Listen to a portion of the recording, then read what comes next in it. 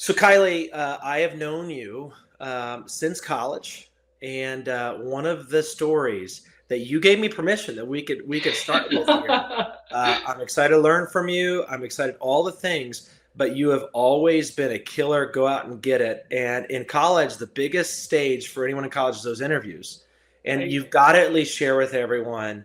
You were all geared up. It was going to go perfect. What happened? Okay, so we're like, I don't know, a week, 2 weeks out from interviews.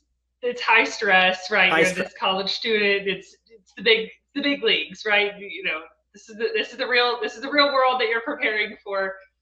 I'm on an exec team. We're meeting and preparing for the upcoming year. We're staying in a hotel. We have all this. We have a long agenda. 2-day planning meeting, whatever. And I get up morning two and swear stone cold sober, right? There's no Thank shenanigans you going on. for making We that are down to clear. business. That would be a But question someone might have. they might. I get in the shower, and I had a couple friends that used the shower before me, and it was very, very slick. And so I'm in there just washing my hair, getting everything ready for the day. And I shift my weight in the shower with my hands behind my head, and it like shoots me out of the shower. Okay. And I not only does it like shoot me out of the shower, I curb stomp the toilet, like Oh, open mouth, did you hit the have to say toilet. herb stomp? I mean, that is what I did. I like broke my front two teeth. I take the shower curtain, the shower rod down with me. And like I have 8 friends that are staying in this hotel room, hotel suite. My friends come busting in. So there is water everywhere, blood everywhere. The shower curtain is down. And like you can imagine the chaos that ensues. And so I'm like the VP in this organization. The president has people and she's like, find the pieces of the teeth. Like my teeth are just Oh, like tiny pieces, okay? And we call my dad, and I'm 20 years old, things are dramatic, and my dad's like, hello, my friend's introducing herself, Kylie fell in the shower, do you want to talk to her, we need to take her to the hospital. My dad's like, sure, hello. And I'm like, dad, I'm gonna be ugly forever. That was what came out. Ugly forever, in this hyper dramatic situation. And anyway, so like teeth repairs, trip to the emergency room, stitches. So, you know, all of this preparation for these interviews, and I was mortified. I was going in with like fake teeth and stitches, and it all worked out in the end. and I was gonna say, while you had plans that it But was gonna go perfect, you still got all of your dream job and you still crushed it. So how about that? it worked out in the end. It's a funny story. At the time, it was not funny. Yes. I was I not well, but it I is, now funny I looking not back. only I not only can understand, but I actually remember. So that's a true story. Let's be honest. Life's messy. Decisions are complex, and it's not all black and white. But these are the decisions that shape our growth. Welcome to the tension. Let's get into it. All right, everybody. Welcome to the tension. Big day here. We have Kylie Allen with us. We're so excited.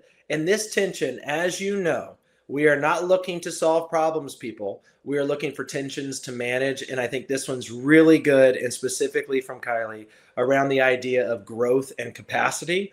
How many of us have dealt with this? We want to grow, we want to grow. The more we grow, the more our capacity shrinks, the more responsibilities, the more we have family, the more all these things. How do you manage the tension? Why is it going to be great? Because Kylie and I have actually known each other a long time, which is awesome. She's a Texas Aggie, and so that's exciting. But she also was one of the most successful tax professionals at Deloitte, and frankly was on path to be youngest tax partner, all these awesome things, and chose to come and work with me. Crazy, right? But she came to work with me to do the family office, and she has been just absolutely crushing it as we try to take over the family office space here in America. And so, Kylie, I have so much respect for you. You've always been someone that, frankly, I've looked up to. It's amazing we get to work together now. But welcome to the podcast. Thanks for having me. It's exciting to be here. I think back on, you know, young Kylie, young Travis, and, lots of life has been lived, but it's fun to be here. Yes, and your hair has stayed similar. Mine. If we You looked said at it, those not pictures, me. yes. I couldn't grow a beard, and I actually had hair, but that's okay. So, Kylie, this idea. So, first of all, before we go anywhere, the tension of growth and capacity. I think it's so interesting to hear from you because you're high charged, and you've accomplished so much. And then I've also gotten to see you in marriage and as a mother. Also, then take that idea and that tension super super seriously, and frankly, nail it. And so I'm really excited, no matter where this podcast goes today, to just learn from you. But let's just start with like, why is the tension of growth and capacity? Why is it even a tension? Like, why can't we all just solve this thing? I think that's the eternal question, right? I mean, there's the debate of like, can you have it all? No, you can't have it all. You can only have it all if you have this, if you're rich or privileged, Yeah. all these things. There's this whole kind of debate in this space, right? And I think there's an acknowledgement of like, how do we take the limited resources that we have? And in this one, we're talking a lot about time, right? And Yep. how do we take that limited resource that's all it's probably our most valuable resource. So how do we take that and show up well in all of the spaces that are clamoring for that precious resource, right? And so because it is such a limited resource, that's where I think you get this tension, because for me, I want to show up really, really well at work. I have high ambitions. I have high aspirations. I want to do something incredible with my time in that space.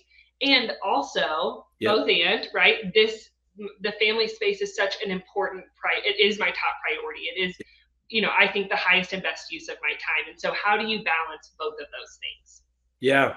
Well, you said it really well. And so what I want to do is yes, we've known each other for a bit, but I do just want to go back however far, frankly, you want to go back, but like give us younger Kylie, because I want to, as we go through the minutes here, I want to just catch us up to like where we are, and maybe even talk about like where you want to go when you think about managing this tension. But like, when do you remember, like, when was one of the first times that like is so clear to you? You're like, I can't do it. I want to grow, but I don't have capacity. Like, when was one of the first times that happened in your past?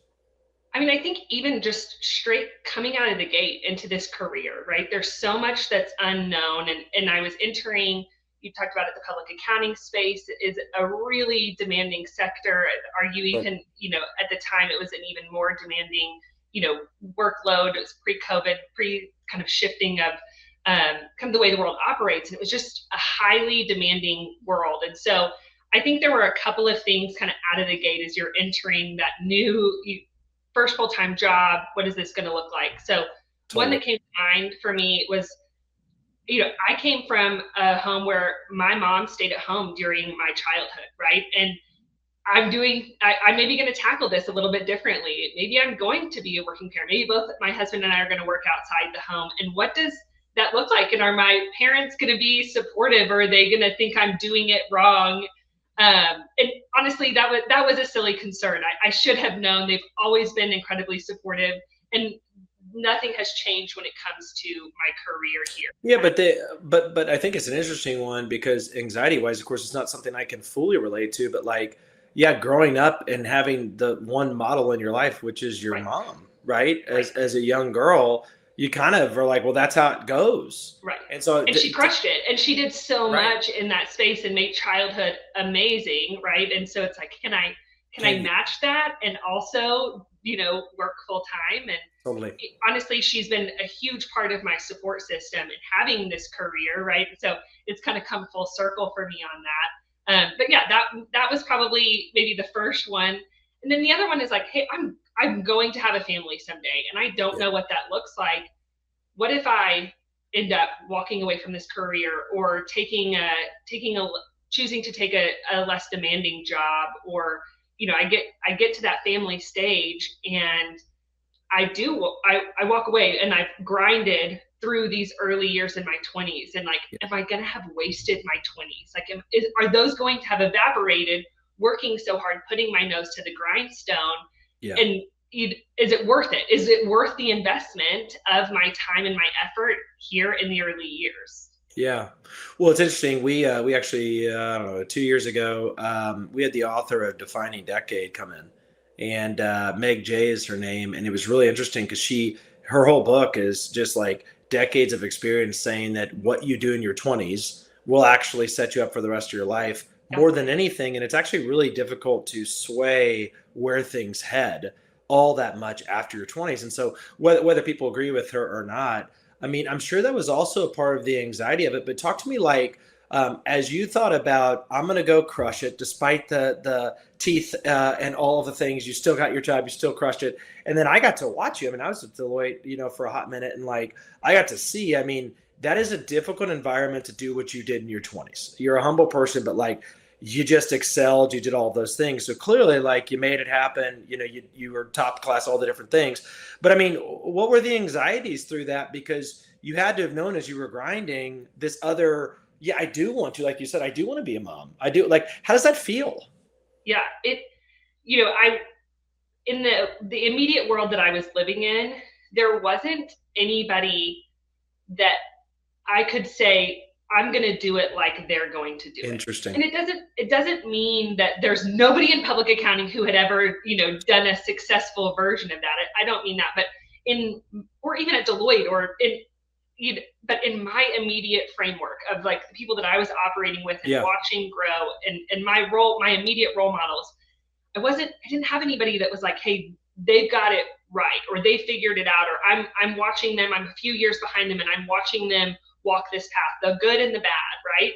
And so I think through that I was like, I am gonna have to kind of carve my own path here, right? And it doesn't mean that there weren't people supportive along the way, but I looked ahead and most of the partners, maybe all of the partners at the time, had a stay-at-home spouse, male or female, but they had a stay-at-home spouse, right? And that wasn't the dynamic. That's not the dynamic in my home. I don't have, my husband also works outside of the home. And so I think it was like, can I do this? Can I really carve out a path for myself that, am I capable? Like, can I figure it out? I think was an anxiety. Well, I mean, I think I appreciate you actually going there, because I think that where on behalf of anyone out there, but I can at least speak to the dudes out there, it's such an opposite maybe place that I know for me, I don't probably have enough empathy or even perspective on, because of course, when we look at American history and culture and business and these things, pretty much, 9 out of 10 of them that you look at are kind of the path you can go follow. You're like, well, okay, I'll just go do with that person or that person, regardless of industry or job. And I think that's what I love about just like the change that's going on right now. But I appreciate you sharing that, because I think that it makes it a lot less stressful to not have examples in this whole tension of growth and capacity. Because then, like, you just go ask someone, so how are you managing this growth and capacity? Well, at this stage, I did this, this, and that. And you're like, I'm just paving my own way. And so I appreciate you saying that. Actually, I did not know that And about Deloitte. I think when you're young and you haven't lived that tension of growth and capacity, it's really hard to envision being able to manage your capacity load as you grow in your career. You look ahead and you see these people that have more responsibility, they're dealing with more complexity, that are dealing with more weight, and they're dealing with it both at work and at home, right? And you're like, how am I going to have enough capacity as I grow? Like, I feel like I'm barely holding on here, and you're looking ahead and you're like, how do they manage it? And I had, as I got later in my career, I had lots of younger people ask me the same thing. Like, how are you doing it all? Like, I can't imagine doing that. And so I was asking my question, like, how will I have enough capacity as I grow? But I think sitting here at this point in my career, and we'll call it the midpoint, right? And looking back, I wish that I could tell my 20-something self that, like, that was probably just the wrong version of that question. Instead of, will I have enough capacity as I grow? I think the question is, how will my growth help create the capacity that I need in the future? And how do I invest in that growth, both personally and professionally, to really enable that capacity? And I think I stumbled through it, maybe sometimes blindly and got there. But I think if you can shift the lens on that of like growth enables capacity a lot of times, that maybe there's a little bit of an easing of, at least maybe not the tension, but maybe the anxiety around the tension. Come on. We have not even talked about that. That's a gold line, by the way. I was, early in my 20s. I had left Deloitte and I was doing this entrepreneurial kind of try to be a financial advisor thing. And I remember being so like, I'd get to the end of a Friday and be like, oh my gosh, how how can I even do it? And to your point, I would look at people that were 35 or 45 and I'd be like, wait, you saw how many clients in a week? And you prepped well for them? And like it went well. And I'm like, I saw two. And I'm like exhausted. Like, how do you do it? And the mentor said, I'm curious to get your take if you agree or disagree with this statement. He said, well, here is how you know your growth, right? I'm going to use your language for a second, is actually enabling capacity. Every 6 months, he said, I want you to write down, how do you feel? Like 9, 10 is like, I am tapped out. I couldn't add anything. And then the 6 months later, I want you to look back at all the things you listed out that you were doing and say, like, could you do all those and how stressed do those make you now? And if you write a 5, and then you ask the question, so how about all the things today? And you're like, oh, 9 or 10. He was like, you're always on the right path because you're actually learning through like pushing yourself in growth. Things 6 months ago that seemed hard, you just kind of pushed through. I mean, agree, disagree with that? Agree. Could not agree more. I mean, it. Yes, responsibility increases, complexity increases, but so does your competence, right? As you continue in practice, like you get better and you feel better about yourself, right? If I flash back to that Deloitte career, I mean, I looked very different as a first year senior manager than I did as a fourth year senior manager, right? Yep. The title's the same, right? But what I could manage in year 1 versus year 4, very different. And how I felt about myself, right? I felt like I was standing 10 toes down in those shoes 4 years in. Yes. And I didn't even belong in those shoes in year 1 sometimes. Wait. Hit me on this, because this is that's an interesting thought. How much do you think the confidence in self, whether through just confidence or through experience, because you're like, no, I deserve to be here and I know what I'm doing. How much do you think that actually enables capacity? Oh, immensely, right? And I think I think the self-confidence is part of the high achieving. I think they go hand in hand, right? If you don't believe in yourself, you're not even going to try it, right? Yeah. And we see that in parenting with our kids. We talk about it a lot of like, you can do hard things, and that like belief in self of like, I can do hard things, and helping them build that mantra in and build that resilience in when things are hard, and that frustration tolerance in. And I think I still say that to I say it to my kids, and then I find myself like repeating it to myself, like, you can do hard things. Yes. You have done hard things, and you can continue to do hard things. Yes. So, my executive coach would tell you that maybe I have too much self-belief. That's can also be a derailer if you don't rein that in. So I definitely don't struggle in that like self-belief department. So I think that is a positive check in the realm of creating capacity for yourself. I love it, and I think that I guess I never really thought about that. I mean, I'm kind of thinking about my own career. I'm even thinking about like when I used to play basketball. Like it's just so interesting what practice and self-confidence, those two blended together. It's wild what you can do. Yeah. But you said something like first year senior manager, fourth year. It is interesting. Like, do you even think it's helpful? And I know for you, really difficult, and we'll get there, to like the whole family is where I want my capacity to actually grow in just as much. Didn't have an example. I want to get there in a second, but I'm actually wanting to hit on like, is it even helpful for someone to look at someone 10 years later and be like, look what they do in a day? Or is that actually just kind of like almost slowing down your own capacity? Like, I haven't thought about it, but I'm just curious your take on that. Yeah, I think on one hand, right, I think role models are always valuable as you're charting your career. And sure. I like to think about it. You don't have to find somebody that you're like, I want to be exactly like them. But I like to consider myself like a collector of people and a collector of I liked the way they showed up there, or hey, I'm going to take that away from my experience with that person, or I'm going to leave that piece behind, right? And so I think that while it is really helpful to see those people ahead of you, I think it can also be a confidence inhibitor when you think about it too. I mean, I was making partner at Deloitte, and I was working closely with lots of very experienced partners that were kind of closing the end of their time at Yeah. Deloitte, right? And Exact opposite there was end of the spectrum. yes, transition there. And so you're talking about somebody who has 30, 35 years of experience and somebody that had 15 years of experience compared to somebody of 15 years of experience. I had a ton of experience and I was highly, highly qualified and great at my job. And I heard that regularly. And also, I'm comparing myself to this person that has 2 decades on me. And I'm like, how can I possibly do the job that he is doing? He's incredible and he's so technically sharp. And like, no, he knows everything about everything. And I'm like, well, of course he does. He has 3 times the amount of work experience that you do. So I think if I had said, that's what I have to look like to make partner at Deloitte, I would have never even put myself forward. I would have never even said, yes, let's chase that, right? Yeah. So I think there's a balance there that you have to strike in looking ahead, but not letting it deflate your confidence. Yeah. Well, I'm actually glad you went there because I do think, anyone that knows me or listens to podcasts, I am like you, just the biggest fan of mentors. And I think you can have a different mentor for a different subject. And I do think this whole growth and capacity, having mentors in different places, whether it's business or spiritual or fitness or marriage or, whatever, is smart.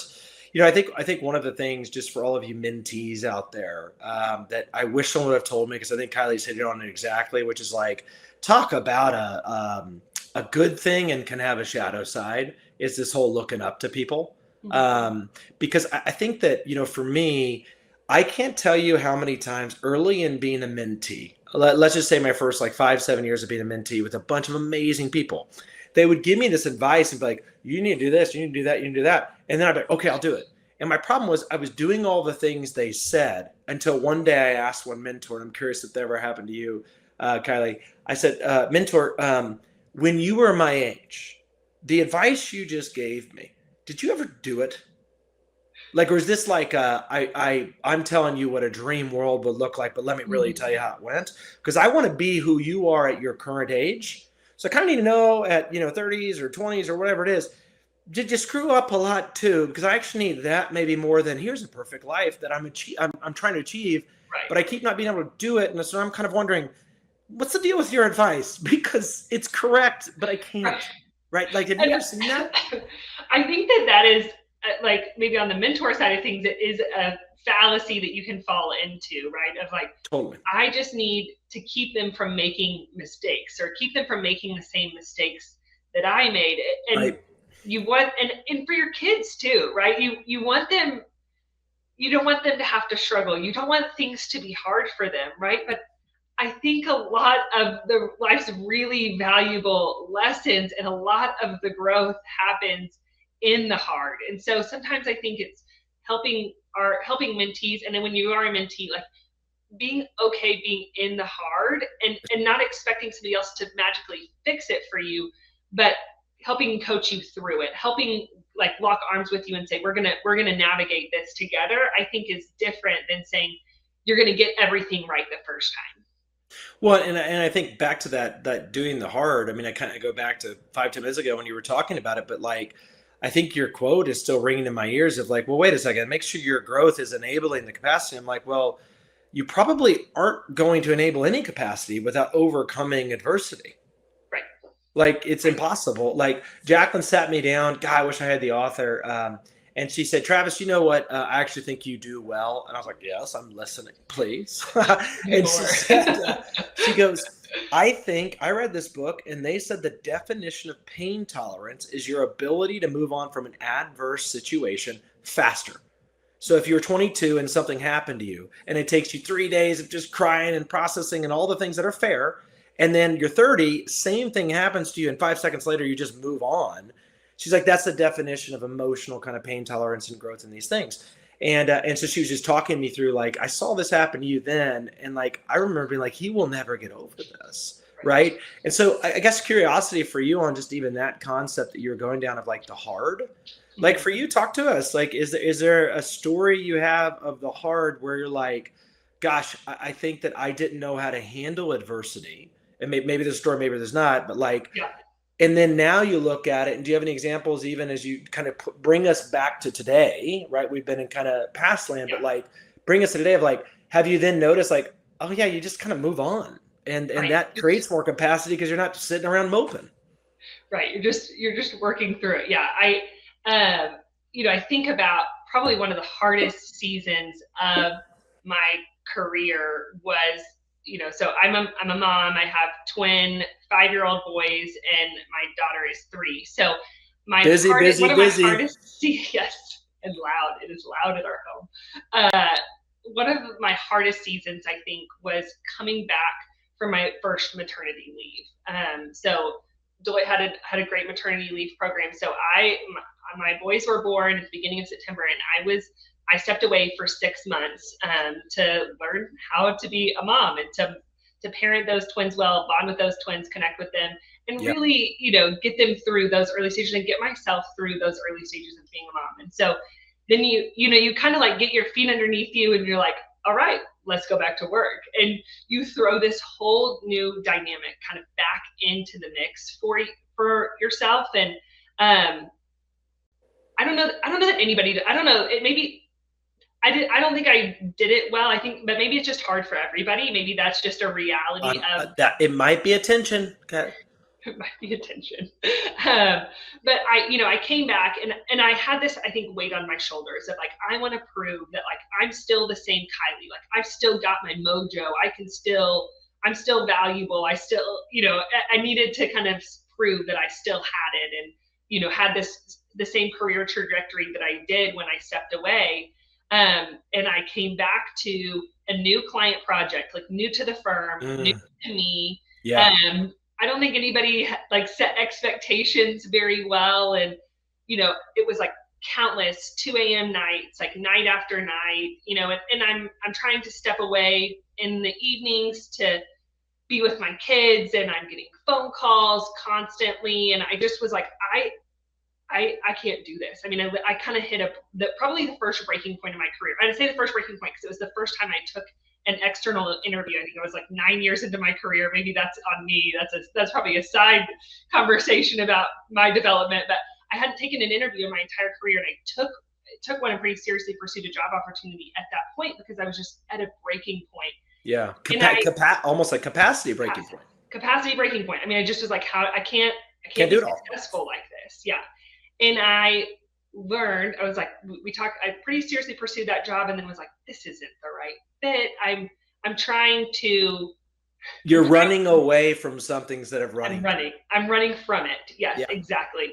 And so I was like, I learned, it was a learning moment, a learning season for me. Like things have to shift and nobody else is going to shift those things for me. That is my responsibility. And so I had set expectations that I was going to be that I would be available around the clock. That's how I had operated, and I would just be like a zero backlog type of worker. And I had kind of probably done that to myself, and so I had to kind of reset those working expectations. And it took me a little while to bounce back, right? That like of like, can I do this? That resilience component, right? Again, something that we're working on with our kids, but it wasn't easy. And I got tired of, I'd established habits and flows with the people that were around me. And it wasn't easy to be like, I'm not picking up the phone when you call me at 6 p.m. Yeah. I will talk to you at 8:30, but I'm not answering the phone when you call at 6 p.m. Yes. And then having to remind them of like, I can't take a call at 6. I can't take a call, and it was like this perpetual boundary setting and like resetting of how I had operated before. It took a little bit of time, but it eventually stuck. And I found that new normal and I settled into that new rhythm, and I maybe refound that self-confidence. I said I needed to prove it to everybody else, but I probably felt like I was kind of needing to prove it to myself too. Yeah. And so yeah. when I found that self-confidence again and said, hey, I can do this. I can be a good mom and I can let myself be a good mom and I can still show up well and I can be more creative with how I spend my time and be a better delegator, which probably makes me a better developer if we're being honest. And increases capacity. Yes. And you figure out some strategies to be more productive with the time that you have.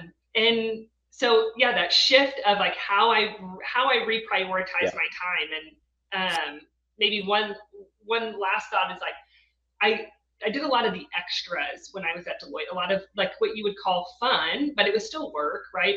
recruiting, coaching, client dinners, happy hours, Totally. things like that.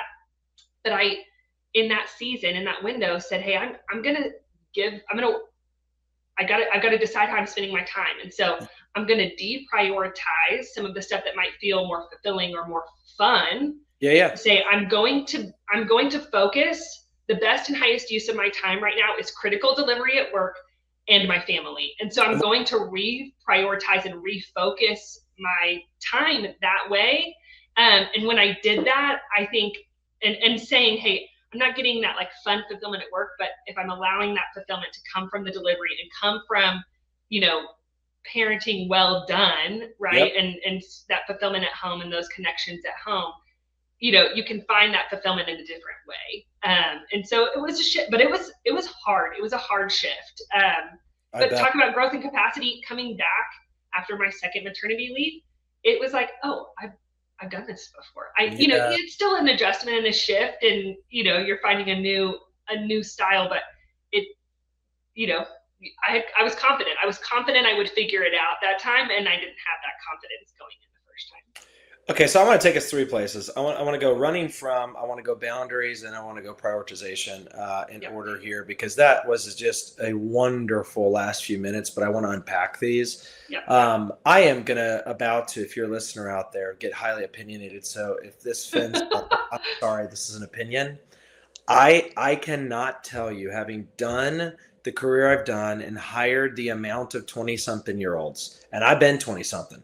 We just got talking about that in your career. It is a stressful, all the talk about low capacity. We all are embarrassed with what we thought was stressful at 21, 22, 23. It's just hilarious. However, you said something really good, and I want to make sure you agree with this or not, or add your own edits to this. To me, if you are going to, and just like you could have changed your job there, but you had to look in the mirror and say, I am running from something incredibly difficult. Mm-hmm. And you know what? Life circumstances, all that. If there's certain things going on personally, of course, people just make decisions. So let's just get that out there. Right. But I'm taking generalizations. I think one of the ways you can guarantee lack of growth and guarantee a low capacity that by the time you get in your 40s and 50s, you're like, I just don't know why everyone keeps lapping me all the time. Boy, it was probably decisions early on that were really, really hard. Mm-hmm. And then you said, I can't do this. I'm too stressed, all these different things. You run from it and you go to the next thing. Right. Would you agree that if someone can actually process and say, whoa, this is really hard, but I don't want to just run from it. Let me succeed. Let me get over this hump. And then if I still feel like I need to leave, that probably is the right move, in my opinion. Right. But leaving because you're running from hard, it's just going to perpetuate your lack of growth and capacity. What's your thoughts on that? Well, because I think you're not proving to yourself that you can do it, right? And I think it's like, can I do this? Can I do this? I mean, I told you I don't lack self-confidence, and yet I still find myself that imposter syndrome of like, can I figure this out? Can I do this different thing? I remember there was a big project that towards the end of my time at Deloitte, and it was, critical delivery. We were losing a multi-million dollar contract was on the line. Services kind of across the board, but the biggest one, the next up service was the probably highest burning fire. And a partner called me and was like, "You're the right person for this, and I think it is a fit for you." And I was like, that's not my wheelhouse. That is not my expertise. Like, I've got fear, some tangential experience. Fear, anxiety, and you're like, but okay, like, here we go. And I buckled down, and it was hard. I will not lie. It was a hard project, a hard season.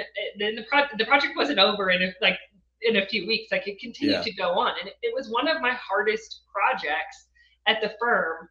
And also, I am better because of that experience. And I have more confidence that, like, then you throw something at me that is, again, a little outside of my wheelhouse, a little outside of my experience, I'm going to figure it out. I figured it out before. I'm going to figure it out again. Because you have proofs and milestones. You go back into your head of when you did it and you didn't run away from it, right? I mean, I think that's so Well, it's so hard because, yeah, I've just seen it too many times. People running from the heart, and I'm like, oh man. And then now that I'm old enough, I got to track their story the next decade, and it's just really interesting what decisions like that do to what you believe in yourself, because it is all self belief. Okay, second one. Let's talk about boundaries, because you just said something really interesting, which is one of the things that you do have to admit in this journey of life and this tension of growth and capacity is the more that you grow, the more responsibilities you have. And yes, your capacity in areas per the entire conversation today do go up. Great news, right? However, I think that one of the things that's hard is, but does it go up by just self-confidence and doing the hard and all that? No, it actually also goes up because you say no to more things. And I think that it's an unpopular thing to say because, people want to hear a podcast. I listen, I'm going to take over the world. Not the reality. Because if you add more responsibilities, to me, the thing people don't talk about is you add more things you love, responsibilities, all these things. It actually also means you're going to have to stop certain things you love and responsibilities. And no one talks about that part. It's true. And so I'm curious for you. You just mentioned there's this moment where you drew the boundary. I'm only going to be good at least the way I took that was I'm going to be great and excellent at work. I'm going to be great at home. These are the two things for this season. That's what I love about boundaries. Boundaries are seasonal if you're wise, I believe. Some are never forever. Some should be. But, you got to figure that out. But talk to me like how much in this growth and capacity, as I picture the people listening to this, wanting to learn from you, Kylie, like how much of that is boundary setting with every year that you age? Yeah, a lot. And I think because every yes to something is a no to something Bam. else, And right? no one wants to say that because that sucks to No. hear. Right. And so I set a boundary that was like, hey, and I mean, obviously there's work travel and things where I was like away for more than one night during the week, but I literally had to draw a line that I was like, I will pick one evening activity a week Boom. that is work related. Boundary. I can't do more because saying yes to you is saying no to my Yeah. kids, is saying no to bedtime, is saying no to my family. And that's again, I'm not saying everybody has to make that same exact boundary, but that was I think when I realized I'm not just saying yes here, I'm saying no at home by saying Yes. yes over here. It helped me reframe the way that I was making my choices and prioritizing. Because what I was saying with my mouth was my priority wasn't how I was actually operating, right? I was too busy trying to please and say yes to everything. I didn't realize I was actually saying no to the thing that I said was my top priority. Yeah. Well, that perfectly went into this prioritization thing because, yeah, that's where I want to go and curious your thoughts here. And then I want to get your last takeaways for sure. But like, I do think growth and capacity, the boundaries in some ways, can you even do a boundary right without prioritization? Probably not. Because to your point, if you're saying yes and then it means no, well, how does it go? And I want to get your take because, I did a very, very silly thing a decade ago where I got all of the people that were at the company at the time, and I blew up like 500 balloons because I always remembered as a kid, playing the game where you just try to like keep it up and it's kind of fun. So I had them all literally write down all of the priorities they've had all their life, mom and dad and different things. And it was really neat. And they got to just write them with a marker on it. And then that reflected that. And so then I just said, okay, we're gonna have a competition with those priorities and that amount, right? Maybe it was 5 balloons. Keep them all up at the same time. And people would have fun with it and they'd keep them up or whatever and they juggle it. And then I say, okay, great. In this last year, what would you add to that? And I mean, people are adding in girlfriends and boyfriends. They're adding. I mean, you think all the other things they're adding in. Now all of a sudden, fitness shows up. It's nice when you're in your teenage years. No such thing. Now it's like work on that. And so they would add that. Now it's 10 balloons, 15 balloons. And so it was an interesting exercise for them that I would actually, anyone listening, I would encourage you to do it. I still think I've had no more fun in a training than that training. Yeah. But like the idea was so interesting to see with every priority. It wasn't just that you got like, oh man, I'm failing. You should have seen the physical response of stress on these people's face. Because the game was if it touches the ground, you let that person or that thing down. And that really feels sucky. And so like we were trying to talk about, you have to pinpoint the ones that have to stay up and keep them in one hand. And then these you just kind of got to choose during the seasons. Like, Right. talk to me, like, that may be dumb and everyone's listening to like, thank God the balloon thing's over. But like for you, Kylie, like, Yeah. how did you practically prioritize? Because to me, you're actually prioritizing what gets what capacity. That then means for that balloon, so to speak, it can get more capacity because you're willing to do more hard, you're willing to not run away and so forth. And so I think priorities is a really interesting way to kind of end this, because I think it's the most important. Yeah. I maybe this is a common analogy, and it just took me until later in my career for somebody to say it. But you talked about balloons in the air. You hear the analogy of balls in the air, right? Yep. And I had a mentor at the time. We were talking about capacity. How do you do it all? And he was like, "You do a really good job of keeping all of the balls in the air." Yeah. And he was like, "It's okay if a ball drops every now and then." He was like, "You just got to know which balls are glass and which balls are rubber and are going to Oh, bounce interesting. back up." And I was like, That's "Oh, good. yeah." Like, okay, and it helped me kind of reframe the way that I thought about it. Of like, sometimes not everything has to be done in this exact moment. And sometimes if I don't do it, there's somebody else that can do it. That ball will bounce back up and somebody else is capable of doing That's that, good. right? And That's really good. so I think as I thought about priorities, it's like, what are the glass balls? What are the rubber balls? And or Yeah. what can I say? What has to be done today, right?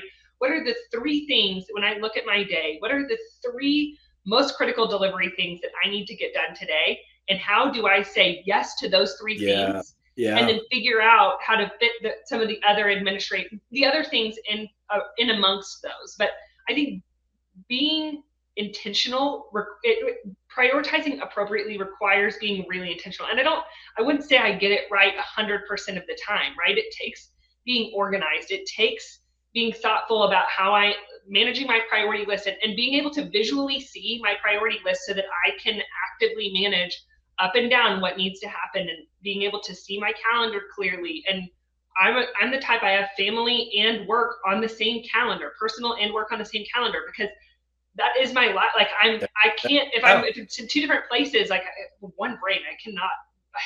I don't know Totally. how people do it with two different calendars or two different phones. I'm like, oh, my life, Yeah. I can't. But it is intentional choices at the end of the week as I look ahead at the week coming. Sitting down with my husband and saying, I mean, I could have a whole other podcast on having an incredible partner. I think that is a huge part of prioritization. We've talked a lot about parenting, and obviously, having an incredible partner and prioritizing your partner is a huge piece of this as well. But sitting down with my husband and saying, hey, what are our priorities for this week, for this month, for this year, and how are we tackling those as a family? And so that I can blend the work and the personal world together. Yeah, and I think obviously, this podcast is for anyone at any age that wants to be developed, but we know that the bulk of the listeners are going to be in their 20s and 30s trying to figure it out and just listen Yeah. from people like us that are failing along the way and just talking about it. But I think one of the things that is super disappointing if you're in your 20s, and I hate to be the one to say it, and I don't even know what I'm talking about because I'm 36, so I'm sure when I'm 40 something, I'll say it differently, but like, every year that goes on, I realize almost all the things that I'm like, "Ugh, why is that happening? Why is this? This is frustrating me." I either didn't plan it out or I didn't prioritize it. And that's the worst, because when I was 22, if someone told me that, I'm like, no way, dude. I'm a Leonard Skinner free bird, and I'm just going to go and hang out and go to every happy hour and basketball game, and I'm just going to live my college life.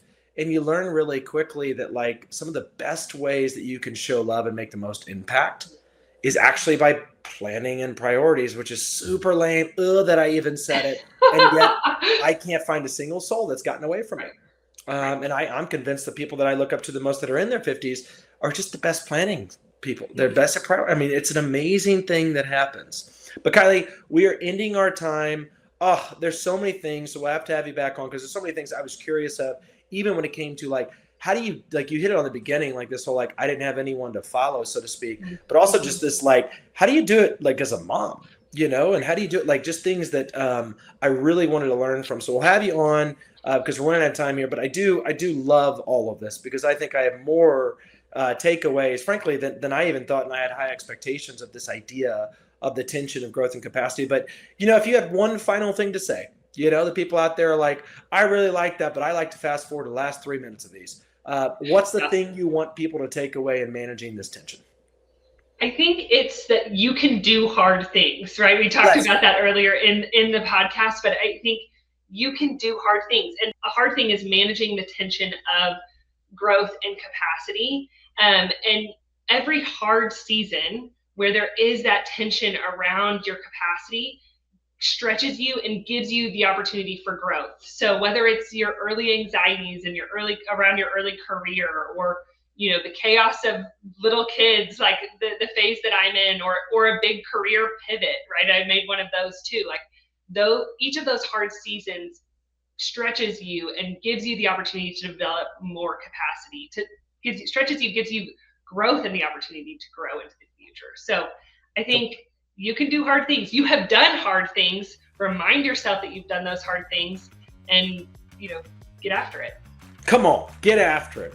I love that. And Kylie, as people look you up or understand your story, what a person to learn from that has grown and grown and grown and continued in the things that you prioritize to have more capacity. And I'm inspired by you, and I thought this was great. Kylie, thank you for being on the podcast. Thanks for having me, Travis.